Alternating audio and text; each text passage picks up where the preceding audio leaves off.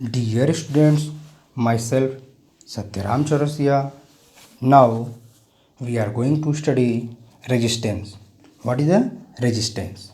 The resistance of a conductor is the obstruction offered by the conductor in the path of electric current passing through it. तो simply क्या यहाँ पर मिल रही है, यहाँ पर कहा जा रहा है कि कंडक्टर जो होता है, जो इलेक्ट्रिक करंट का पाथ होती है, उसमें एक ऑब्स्ट्रक्शन प्रोड्यूस करता है, एक ऑब्स्ट्रक्शन प्रोड्यूस करता है। तो होता कैसे है? तो सिंपली क्या होता है, as we know that when a potential difference is established between the ends of a conductor, electric current flows through the conductor. तो सिंपली यहाँ पर कैसे होता है, इस अगर हम फिगर ड्रा करते हैं, ये कैसे हो रहा है, इसको इसके मैकेनिज्म को समझने के लिए हम जरा इसे फिगर को एक्सप्लेन करें।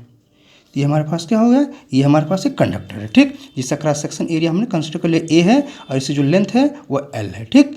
अब क्या किया गया, इसको हमें क्या करना है, इससे कनेक्ट करना है, इसमें करंट को फ्लो कराना है। तो करंट फ्लो कराने के लिए क्या करना पड़ेगा, हमें इसे एक बैटरी से या सेल से कनेक्ट करना पड़ेगा, ठीक। तो हम इसको क्या किए, यहाँ पर ये हमारे पास एक सेल या बैटरी है, ठीक, इसे कनेक्ट कर दिए, ठीक। ये हमारे पास पॉजिटिव हो गया, नेगेटिव हो गया, और यहाँ पर जो पोटेंशियल डिफरेंस मिल रहा है वो हमको भी मिल गया, ठीक।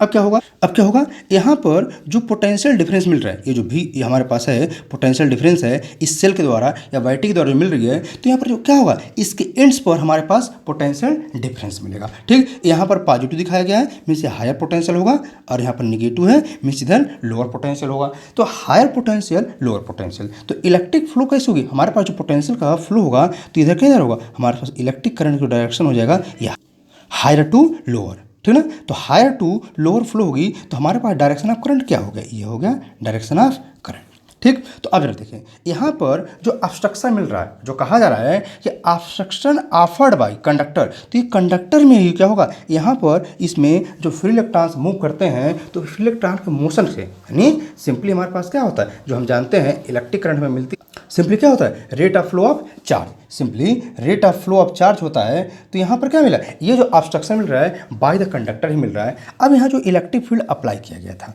तो यहाँ पर जो पोटेंशियल अप्लाई किया गया था, तो इस पोटेंशियल से यहाँ पर इलेक्ट्रिक फील्ड मिलेगी, ठीक। और यही पोटेंशियल से थ्रू क्या हो रहा है, जो उसमें हमारे पास चार्ज फ्लो होंगे तो हमें इलेक्ट्रिक करंट मिलेगा, ठीक। तो सिंपली इससे पहले भी हम लोग इसको डिस्कस कर चुके हैं, स्टडी कर चुके हैं क्या, कि हमारे पास सिंपली करंट होती क्या है, तो करंट होती है rate of flow of charge. तो यहाँ पर इसी करंट को जो फ्लो हो रही है, इसमें एक ऑब्स्ट्रक्शन मिल रहा है, रीजन क्या, thus we can say that resistance is a property of a conductor by virtue of which it obstructs the flow of current into it। R कर सकते हैं करंट इंटू इट है, चार्ज को भी कर सकते हैं, क्योंकि चार्ज जब ऑब्स्ट्रक्शन होता है तो उसमें क्या हो जाए, करंट का भी ऑब्स्ट्रक्शन हो जाता है, क्योंकि जो अगर चार्ज फ्लो होगी तभी करंट फ्लो होगा, ठीक। तो हमारे पास जो ऑब्स्ट्रक्शन मिलता है वही ऑब्स्ट्रक्शन यहाँ पर, यानी ये क्या हो गया, ये कंडक्टर की property, simply resistance is the property of conductor, simply property of conductor मिल गया हमको। अब यहाँ जरा देखें, अब हमने कंसिडर कर लिया क्या, यहाँ पर जो सेल लगाया गया है या बैटरी लगाया गया है, जिसके थ्रू सर्किट में हम करंट को फ्लो करा रहे हैं, ठीक ना। तो यहाँ कंसिडर कर लें, if potential difference between the ends of conductor is भी, हमने कंसिडर किया क्या है कि यहाँ पर जो भी है, and current flowing in the circuit is I. तो हमारे पास जो पोटेंशियल डिफरेंस मिला था, जो यहाँ पर सेल के थ्रू अप्लाई किया गया था, ये हमारे पास कंडक्टर के एंड्स पर इस्टेब्लिश हुआ है, तो पोटेंशियल डिफरेंस भी है, and current flowing in the circuit I है। तो सिंपली हमारे पास एक रेजिस्टेंस को जो होता है एक फार्मूले के फॉर्म में लिखा जा सकता है, ठीक ना। ये हमारे पास जो होता है रेजिस्टेंस, ये सिंपली इफ़ पोटेंशियल डिफरेंस भी एंड करंट आई हो, तो सिंपली हमारा रेजिस्टेंस होता है वो इन दोनों के रेशियो के फॉर्म में डिफाइंड किया जा सकता है। सिंपली रेजिस्टेंस को डिफाइंड किया जा सकता है as the ratio of the potential difference V applied across the ends of the conductor to the current I flowing through it. यानी सिंपली हमारे पास क्या हो जाता है, ये इन दोनों का रेशियो मिल जाता है, तो यहाँ क्या मिल गया, भी अपॉन आई, ठीक। अब क्या होता है, अभी जो हमारे पास रेजिस्टेंस हो रहा है, इससे हम जरा डिनोट कैसे करते हैं, इसको हम कैपिटल आर से डिनोट करते हैं। कैसे डिनोट करते हैं, कैपिटल आर से। तो सिंपली हमारे पास जो रेशियो मिला, तो ये तो आर इक्वल टू मिल जाएगा, तो आर इक्वल टू क्या मिल जाएगा, भी upon I. This is the formula, ये हमारे पास क्या मिल गया, फार्मूला फॉर रेजिस्टेंस। ये मिल गया फार्मूला फॉर रेजिस्टेंस मिल गया। ठीक, अब जरा देखें इसका यूनिट क्या होता है। इसका यूनिट क्या होता है, तो इसका यूनिट जो होता है वो क्या होता है, ओम होता है। ठीक, अभी इसके बारे में हम डिटेल डिस्कस कर रहे हैं। ठीक, तो पहले जरा इसको देखें जरा। अब ओम इसका यूनिट होता है। ठीक, तो जरा आप देखें अब हमें क्या 1 ओम रेजिस्टेंस मिलेगा कैसे, 1 ओम रेजिस्टेंस कैसे मिलेगा। तो sir now if the potential difference V between the ends of conductor is 1 volt, हमने कंसिडर कर लिया ये जो हमारा पोटेंशियल डिफरेंस हमने ले रहे थे ये क्या हो रही है, ये हमने कंसिडर कर लिया भी equal to 1 volt and current flowing in the circuit, जो करंट फ्लो हो रही है current flowing in the circuit I equal to 1 ampere. Now what will be the resistance, what will be the resistance, तो हमारे पास are equal to क्या हो जाएगा, यहाँ पर इस फार्मूले से ये हो जाएगा 1 वोल्ट अपॉन 1 एम्पियर। तो क्या हो जाएगा, ये सिंपली हमारे पास क्या कहलाते हैं 1 वोल्ट अपॉन 1, तो हमने क्या बताया सिंपली हमारे रजिस्टर की यूनिट ओम होती है, तो दिस इक्वल टू क्या हो जाएगा, ये हो जाएगा हमारे पास 1 ओम, 1 ओम हो जाएगा। ठीक, अभी जो 1 ओम है ओम को हम एक सिंबल से डिनोट करते हैं। ये सिंबल क्या है, दिस इज द सिंबल, ये जो सिंबल है ये सिंबल किसका है, यह ओम का है। ये हमारे पास जो 1 ओम की बात कर रहे हैं, एक्चुअल में जो हमारे पास ओम जो है एक साइंटिस्ट थे जिनका नाम था जॉर्ज साइमन ओम, जॉर्ज साइमन ओम, उनके ऑनर में, उन्हीं के ऑनर में इस यूनिट का नाम है, रेजिस्टेंस का यूनिट का नाम है ओम। ठीक, ये हमारे पास जो ओम्स लॉ है उन्होंने ये डिस्क्राइब किया था, उन्होंने इसको इन्वेंट किया था और वहीं से ओम्स एक्चुअल में जो हमारे पास रेजिस्टेंस का कॉन्सेप्ट आया है, ये जो रेजिस्टेंस हम कॉन्सेप्ट पढ़ रहे हैं ये कहाँ से आया है, ये एक्चुअल ओम लॉ से ही है। इसको भी हम नेक्स्ट टॉपिक हमारा ओम्स लॉ ही है। जब ओम्स लॉ स्टडी करेंगे डिस्कस करेंगे तो वहाँ इस रेजिस्टेंस को अगेन हमें डिस्कस करना पड़ेगा, वहाँ हम इसको अगेन डिस्कस करेंगे। तो यही हमारे पास जो है ओम वहीं से आया, एक्चुअली ओम्स लॉ से ही डिराइव होकर आ रहा है। तो हमारा जॉर्ज साइमन ओम जो थे उन्हीं के ऑनर में रेजिस्टेंस के यूनिट को ओम रखा गया है और ये उसका सिंबल है। ठीक, अब जो हमारे पास रेजिस्टेंस होते हैं, ठीक ना, ये जो हमारे पास रेजिस्टेंस मिला 1 ओम मिला, 1 ओम मिला, तो कैसे इसको डिफाइन कर सकते हैं, इसको सिंपली हम कैसे डिफाइन कर सकते हैं कि क्या हो जाएगा हमारे पास 1 ओम अब कैसे डिफाइंड होगा, तो 1 ओम को हम जरा डिफाइंड कर दें। ठीक, 10 द resistance of a conductor is said to be 1 ohm if a current of 1 ampere flows through it on applying a potential difference of 1 volt across its ends of conductor। Ends of conductor पे अगर हम potential difference 1 volt apply कर दें और current जो flow होगी वो कितने 1 एम्पियर फ्लो जाए, तो जो resistance of circuit, resistance of conductor जो मिल जाएगा वही क्या हो जाएगा 1 ओम हो जाएगा, वो क्या हो जाएगा वह 1 ओम हो जाएगा। अब जरा देखें यहाँ पर जो हमारे पास 1 ओम की बात हो रही है, ये 1 ओम तो नॉर्मली हम यूज इलेक्ट्रिकल सर्किट में यूज करते हैं। ठीक, बट ये बहुत ही नॉर्मल क्वांटिटी है, ठीक ना, ना बहुत बड़ी है ना बहुत छोटी है, तो हमें लार्ज क्वांटिटी का भी यूज करना पड़ता है। तो जो लार्ज क्वांटिटी होती हैं उनके लिए हमारी इसकी वैल्यू थोड़ा लार्ज रखना पड़ेगा, इसलिए हमारे पास क्या हो जाता है, इससे ओम से बड़े हम क्या लेते हैं किलो ओम ले लेते हैं, तो 1 किलो ओम ये क्या हो जाता है, ये हो जाता है 10⁻³ ओम की इक्वल टू कहें, और हम इसे क्या कर सकते हैं 1000 ओम भी कर सकते हैं।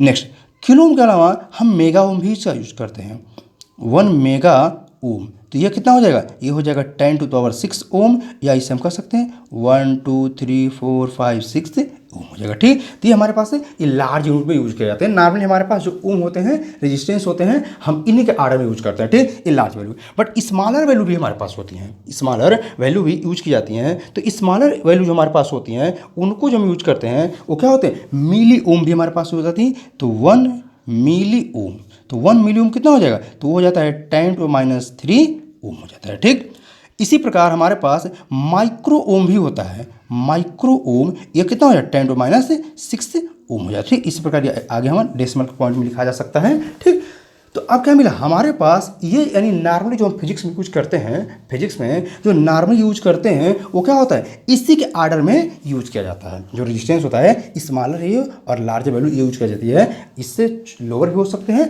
अपर भी हो सकते हैं, लेकिन नॉर्मली हम जो यूज करते हैं वो क्या होता है यही यूज किया जाता है।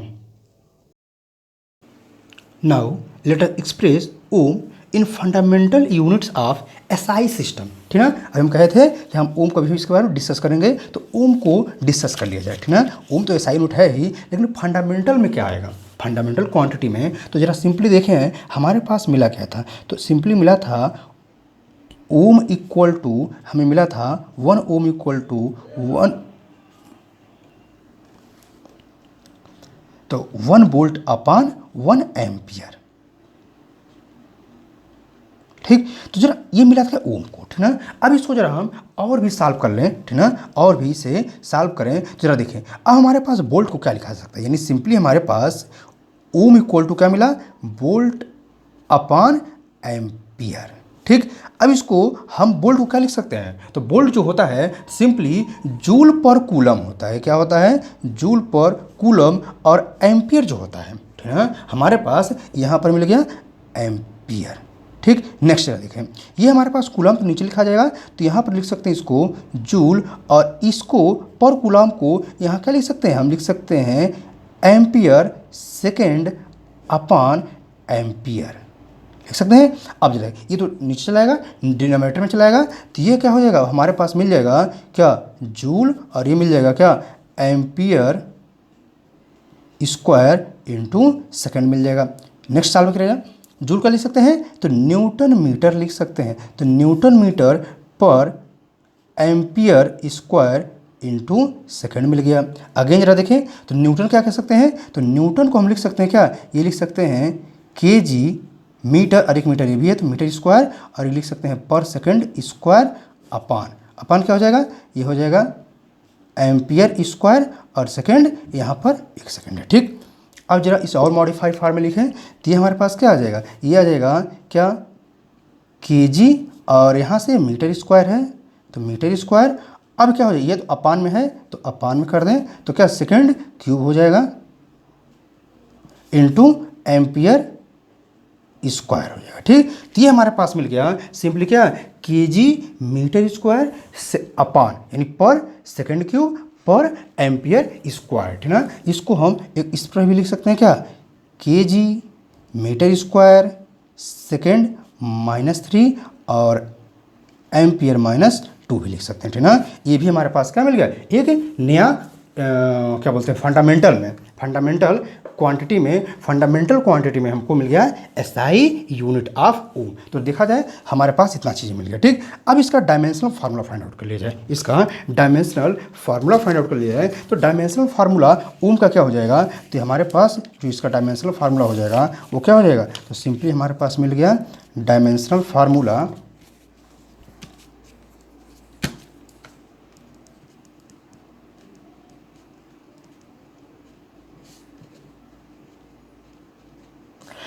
यहाँ से इसी से लिख सकते हैं क्या, ऐसा के जी का एम होता है।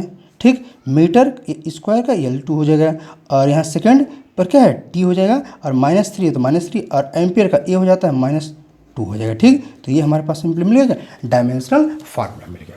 ठीक हो गया डायमेंशनल फार्मूला, और हो गया हमारे पास क्या, फंडामेंटल में एसआई यूनिट तो है, ये भी एसआई यूनिट लेकिन फंडामेंटल फॉर्म में है। Now any material that has some resistance is called a resistor. तो ठीक ना, हमारे पास जो कोई मटेरियल होता है, कोई भी कंडक्टर है, सिंपली यहाँ पर हम कंडक्टर बात कर रहे हैं, बट ध्यान रहे सेमी कंडक्टर में भी रेजिस्टेंस होता है, इंसुलेटर में भी रेजिस्टेंस होता है, कोई भी मटेरियल उसमें सभी रेजिस्टेंस एग्जिस्ट करता है। तो जो भी मटेरियल होंगे जिसमें रेजिस्टेंस एग्जिस्ट करता है उसे रजिस्टर कहते हैं। ठीक है, तो कुछ हमारे पास रजिस्टर को जरा डिनोट कर, जैसे हमारे पास क्या होता है, एक कोई क्वांटिटी हमारे पास है, कोई कंडक्टर हम मान लेते यही हमारे पास मटेरियल। ठीक है, एक वायर कंसिडर करें, ये हमारे मेटल का कोई वायर हो, ठीक है, मेटल का रॉड हो, तो इससे कंडक्टर जो होगी ये फिक्स होती है। ठीक है, ये फिक्स होती है, तो फिक्स्ड रेजिस्टेंस जो मिलती है हमको, ठीक है, फिक्स्ड रेजिस्टेंस जो मिलती है वह कैसे डिनोट किया जाता है, ये हमारे पास सिंबल जो होता है ES, ये ऐसे करें, या हम इसको ऐसे भी नोट कर लेते हैं। ठीक ना, ये हमारे पास क्या है, ये रिप्रेजेंट करता है फिक्स्ड रेजिस्टेंस की, ये रिप्रेजेंट करता है क्या, कि हमारे पास जो सर्किट रजिस्टर फिक्स्ड रेजिस्टेंस को रिप्रेजेंट करता है। ठीक, तो हमारे पास ये क्या हो गया, ये हमारा हो गया फिक्स्ड, ये हो गया फिक्स्ड के लिए। लेकिन तो ये हमारे पास तो फिक्स रेजिस्टेंस के लिए होगा, ठीक है ना, फिक्स रेजिस्टेंस के लिए रजिस्टर्स हो गए। लेकिन कुछ हमारे पास ऐसे भी इंस्ट्रूमेंट्स होते हैं, डिवाइसेज होती हैं, जहाँ पर हमें फिक्स रेजिस्टेंस की जरूरत नहीं पड़ती है, वहाँ पर वेरिएबल को पड़ती है। तो वेरिएबल जो होते हैं वो हमारे पास रेजिस्टेंस को जो डिनोट की जाती है, जो इनका सिंबल होता है वो हम ऐसे बनाएंगे, इस पर एक एरो इसे क्रॉस करते हुए, ठीक ना, या यहाँ पर ये हमने ऐसे फॉर्म दे दिया और इसको क्या करेंगे, क्रॉस करते हुए एक एरो फॉर्म कर देते हैं, ठीक ना। तो ये रिप्रेजेंट क्या करता है, ये सिंपली रिप्रेजेंट करता है वेरिएबल रेजिस्टेंस को, किसको, वेरिएबल को, ठीक ना।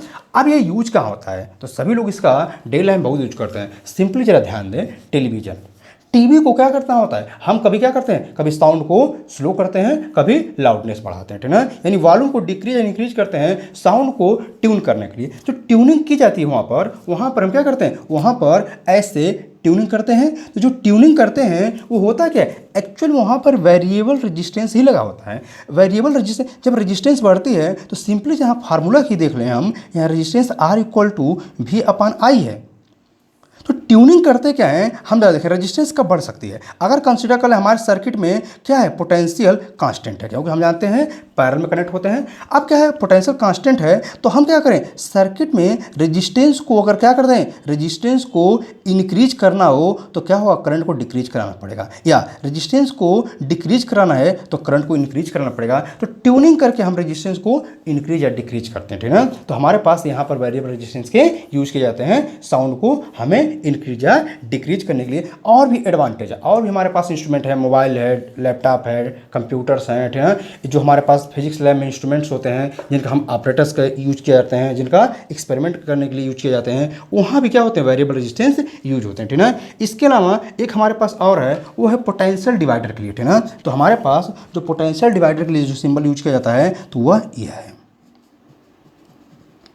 ठीक। ये यहाँ पर मिडिल में क्या करते हैं, एक एरो ऐसा फॉर्म कर देते हैं, ठीक है। ये क्या रिप्रेजेंट करता है, ये रिप्रेजेंट करता है पोटेंशियल डिवाइडर को। इसको हम ऐसे भी इसे ड्रा कर सकते हैं, यहाँ पर ऐसे ड्रा किए और यहाँ पर हमारे पास ये आ गया, ठीक है। तो ये करता है potential divider.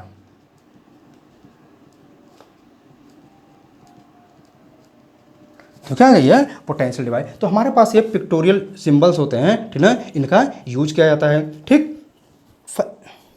Now factors affecting the resistance. तो हमारे पास कुछ ऐसे फैक्टर्स होते हैं जो रेजिस्टेंस को क्या करते हैं, अफेक्ट करते हैं, रेजिस्टेंस को अफेक्ट करते हैं, यानी उसकी वैल्यू को इंक्रीज या डिक्रीज होती है उन फैक्टर के अकॉर्डिंग उस वैल्यू में चेंजिंग आती है। तो क्या करें, हम उन फैक्टर्स जरा देख लें, ठीक है। तो फर्स्ट हमारा जो फैक्टर है लेंथ, जो हमारे पास जो वायर है, कंडक्टर है, उसकी लेंथ क्या है। तो लेंथ के ऊपर पहला फैक्टर है, यानी जो हमारे पास रेजिस्टेंस होता है वो लेंथ पर डिपेंड करता है। द रेजिस्टेंस, हमारे पास जो सिंपली जो रेजिस्टेंस होता है, ठीक ना, the resistance of a conductor is directly proportional to its length. तो आर प्रोपोर्शनल टू एल, यानी जो रेजिस्टेंस होता है वो लेंथ ऑफ द वायर, हमारे पास है नहीं, वायर की लेंथ क्या है, इसके डायरेक्टली प्रोपोर्शनल होगा। मीन्स यहाँ क्या रिप्रेजेंट कर रहा है, रिप्रेजेंट ये कर रहा है कि अगर स्मॉलर, इतना ही छोटा सा था वायर, ठीक ना, स्मॉलर वायर होगा तो उसकी रेजिस्टेंस भी स्मॉलर होगी, और लॉन्गर वायर होगा तो रेजिस्टेंस भी लॉन्गर होगी, ठीक ना। तो यानी लेंथ की ये डायरेक्टली प्रोपोर्शनल है। सेकंड जो हमारे पास है वो area of cross section.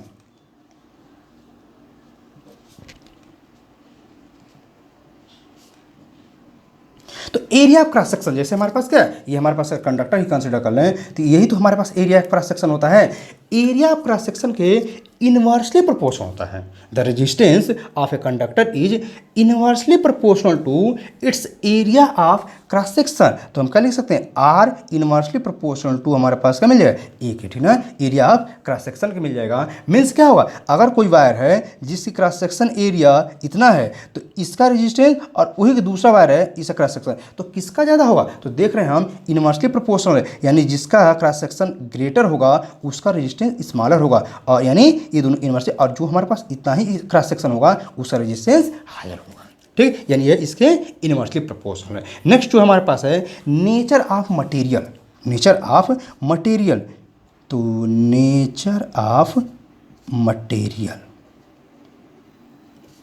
Nature of material, अब नेचर ऑफ मटेरियल क्या है, यानी नेचर ऑफ मटेरियल मीन्स ये मटेरियल हमारे पास क्या है, कापर है कि सिल्वर है, गोल्ड है, आयरन है, टंगस्टन है, जो भी हमारे पास है नंबर ऑफ मटेरियल्स हैं, उन मटेरियल के नेचर पे भी डिपेंड करता है क्या, रेजिस्टेंस। तो जो रेजिस्टेंस हमारे पास होते हैं वो डिपेंड करते हैं नेचर ऑफ मटेरियल। जैसे एग्जांपल जरा देखा जाए, एग्जांपल हमारे पास होते हैं नाइक्रोम का ही ले लें। नाइक्रोम के वायर जो होते हैं वो 60 टाइम्स जो होता है उसकी रेजिस्टेंस कापर कंपेरिजन में। अगर हमारे पास कापर वायर ले लें और यहीं पर नाइक्रोम वायर ले लें, ठीक ना, ये कापर है, नाइक्रोम है, तो ये नाइक्रोम का जो रेजिस्टेंस होता है, कापर रेजिस्टेंस अगर हमारे पास आर हो तो ये 60 आर हो जाता है, यानी 60 टाइम्स ग्रेटर होता है, ठीक ना। हमारे पास अब एक चीज़ और से बता दें हम क्या, कि जो हमारे पास बेस्ट कंडक्टर होता है वो क्या होता है, सिल्वर होता है। बेस्ट कंडक्टर क्या होता है, सिल्वर होता है, ठीक। तो हमारे पास सिल्वर की रेजिस्टेंस क्या है, सबसे कम होती है। सिल्वर के वायर जो होते हैं वो सबसे लो रेजिस्टेंस के